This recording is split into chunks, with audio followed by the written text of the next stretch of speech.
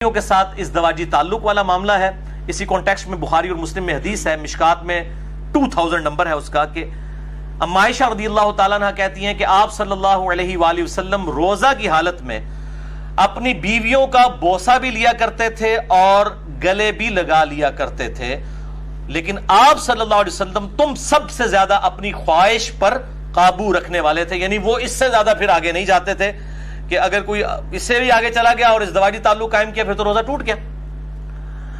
تو یہ person to person پھر ویری کرے گا. سنن ابی داؤد میں حدیث ہے مشکات میں 2006، ایک آدمی نے آ کر آپ صلی اللہ علیہ وسلم سے پوچھا کہ کیا میں روزہ کی حالت میں اپنی بیوی کے ساتھ جو ہے وہ گلا لگانے والا معاملہ کر سکتا ہوں؟ تو آپ صلی اللہ علیہ وسلم نے اجازت دے دی.